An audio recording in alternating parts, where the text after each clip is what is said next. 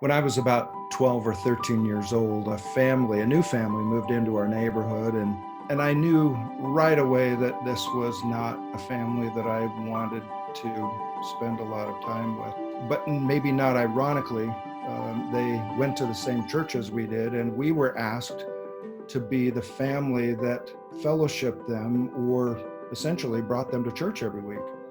Well, needless to say, I wanted nothing of it.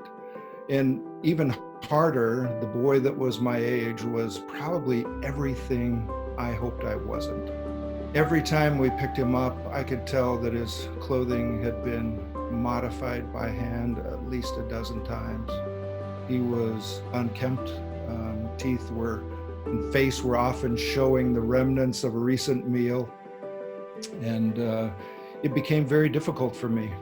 We would pick the family up, and he and I would sit in the back seat of our wood panel station wagon, with me looking out one window and he looking out the other.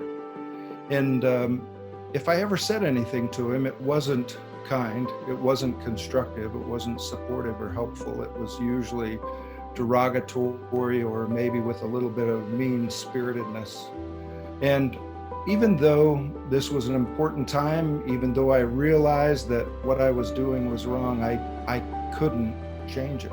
There was a lot of guilt that set in as well, because I realized his need for something in terms of a friendship. And if there was ever a boy who needed my friendship and my kindness, it was he, and it was then. This went on for many months, and all of a sudden one day the family up and moved, and they moved out of state. And I have to tell you, I was so excited about that, because all of a sudden my burden was over.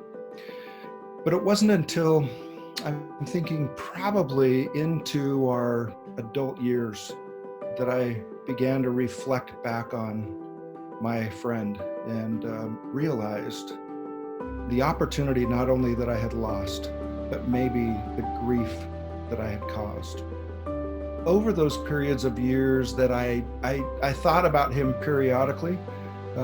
Every time I thought about it, there was a lot of guilt, so I tried not to think about it a lot. But fast forward 30 years later, and it began to wear on me almost persistently, incessantly, and I started to try and find a way to locate him. I looked on the internet. I looked at old yearbooks. I contacted old friends. I contacted neighbors that I knew that lived close to them. I exhausted every single opportunity I could to try and find him. And there was nothing. It was as if he had completely left the earth. I got discouraged with that, because not finding him, I had hoped to find some level of resolution, which I didn't. I knocked on apartment doors. I knocked on managers' doors. I left notes. I tried every way I could, and there was a brick wall everywhere I turned. I gave up once again. Several years passed again. And in 2016, I had another impression to try again, just one more time. Within seconds of logging on, I found his picture in Facebook, and I recognized it immediately, but it was a very, very careworn, old, almost decrepit photo of this little boy that I had once known as my neighborhood friend. And I reached out via Messenger and reintroduced myself and said, I don't know if you remember, but you and I used to ride to church together because our families went to the same church. And you may not remember, but I didn't treat you very well in that time.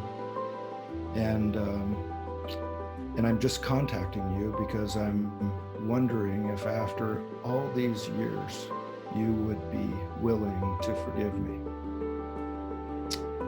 And his response was immediate. He said, 45 years is a long time. And I said, yes, it is.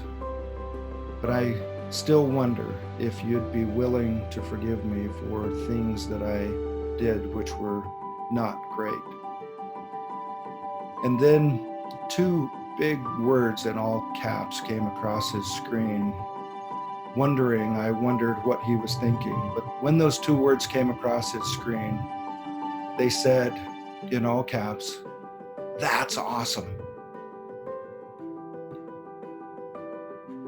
And in that immediate moment, this 45-year-old burden was lifted from my shoulders in a way that I had never even thought I was carrying that burden.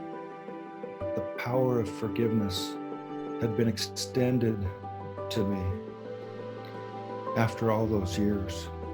It was probably, I'm thinking, a couple of years later that I received notice that he had passed away, and that I came to pay tribute to a man that I had not seen since I was 12 or 13 years old, but who, through the likes of his own compassion and charity, had granted me what I would need for the rest of my life, understanding the power of that forgiveness.